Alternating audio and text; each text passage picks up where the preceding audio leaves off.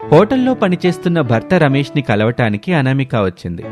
Cash counter మీద కూర్చున్న owner Peddiraju చూసి, ఏమ్మా అనామిక, రమేష్ కోసం వచ్చావా? అవును బాబాయ్, కొంచెం మా ఆయన్ని పిలుస్తారా? పిలుస్తాను తల్లి. రమేషు నీకోసం అనామిక వచ్చింది అని చెప్పాడు. రమేష్ కౌంటర్ దగ్గరికి వచ్చాడు. ఒక 10 నిమిషాలు బాబాయ్. నువ్వు భలేదానివి తల్లి. 10 నిమిషాలు కాకపోతే పావుగంట మాట్లాడు. వెళ్ళవయ్య రమేషు. భార్య అంత ప్రేమగా నీతో మాట్లాడాలనొస్తే మాడిపోయిన దోసులా మొహం పెట్టావు అని పెద్దిరాజు అనగానే రమేష్కి చిరాకు వేసింది. దేనికయ్యా అంత చిరాకు? మా అమ్మాయితో మాట్లాడడం నీకు ఇష్టం లేదా? చెప్పు, ఇప్పుడే నువ్వు పనిచేసిన రోజులకి డబ్బులిచ్చి పంపించేస్తాను. రాజుగారు, ఎందుకండి అంతగా తొందరపడతారు? ఇప్పుడు నేను నోరు తెరిచానా? లేదు కదా. అనామికతో మాట్లాడతానులేండి. తమరు కొంచెం కూల్గా ఉండండి. ఆ లాస్ట్ టేబుల్కి వెళ్ళండి, అక్కడికి ఎవ్వరూ రారు. ఇక్కడే కాదులే బాబాయ్, అలా బయటికెళ్తాం. పదండి, బాబాయ్ పర్మిషన్ ఇచ్చారు కదా అని రమేష్తో కలిసి ఆ హోటల్ నుంచి బయటకొచ్చింది అనామిక. ఇక ఒక సాఫ్ట్వేర్ ఆఫీస్ ముందు భావన నిలబడి తన భర్త వినోద్కి ఫోన్ చేసింది. ఆఫీస్లో ఉన్న వినోద్ ఫోన్ మాట్లాడుతున్నాడు. చెప్పు భావన. నేను మీ ఆఫీస్ బయటున్నాను, 1 గంట పర్మిషన్ తీసుకుని రండి.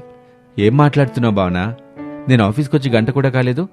అప్పుడే గంట పర్మిషన్ అడిగితే మేనేజర్ తిడతాడు. ఏమైనా ఉంటే సాయంత్రం మాట్లాడుకుందాం. ఇంటికి వెళ్ళు. రావటం నాకు వీలు కాదు. అక్క బావ దగ్గరికి వెళ్ళింది, నేను మీ దగ్గరకు వచ్చాను. ఇప్పుడు మీరేం చెప్పినా నేను వినను. పర్మిషన్ తీసుకుని రండి, నేను ఇక్కడే ఉంటాను. అది కాదు భావన. భావన ఏమీ వినకుండా ఫోన్ పెట్టేసింది. మనం చెప్పిన మాట వింటే వీళ్ళు భార్యలు ఎందుకవుతారు? వీళ్ళు మారరు. మనం చెప్పేది పూర్తిగా వినరు, అర్థం చేసుకోరు.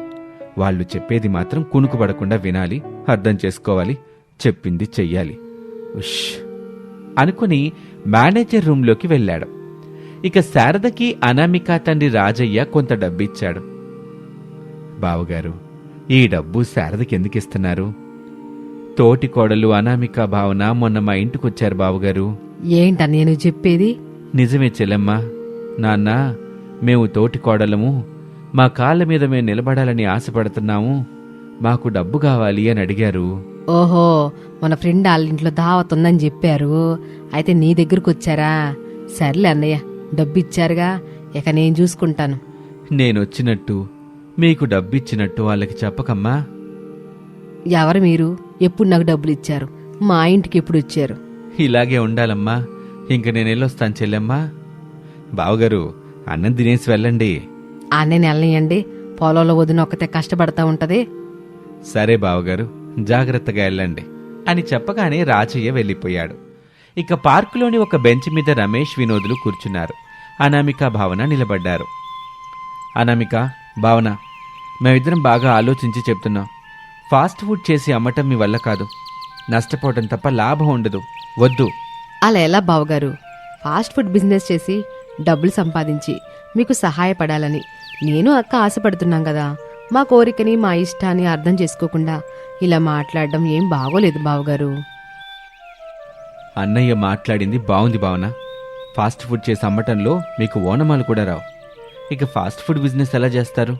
వద్దు, నాకు ఇష్టం లేదు. నేనైతే ఏ విధంగానూ మీకు సపోర్ట్ చేయను.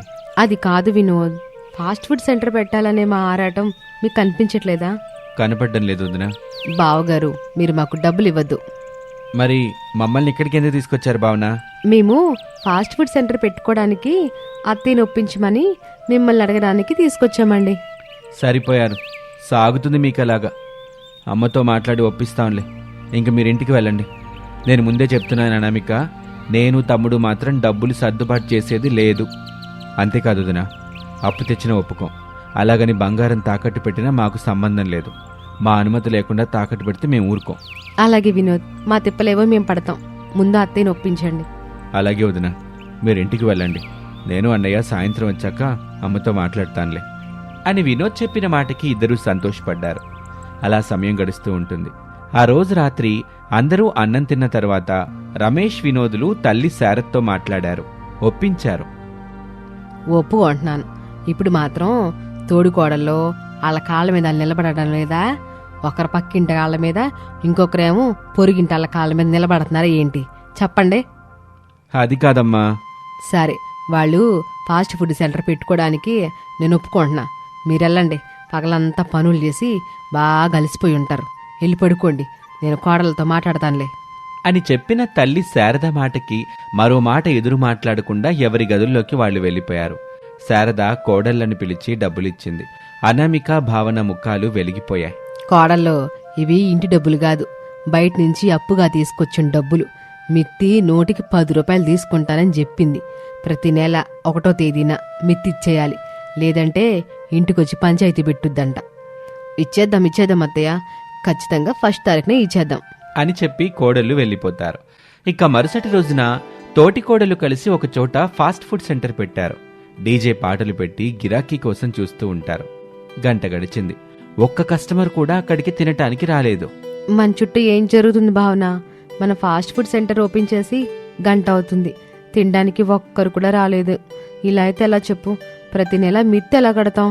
అక్క, ఈరోజు మొదటి రోజు కదా, ఇలాగే ఉంటుంది అని భావన సముదాయించి చెప్తూ ఉండగా అప్పుడే అక్కడికి ఒక కస్టమర్ వచ్చాడు. ఏం కావాలండి? అభిమానంతో ఏమిచ్చినా తింటాను. అరే అన్నా, ఇది ఉచితంగా పెట్టేది కాదు, డబ్బులకు పెట్టేది.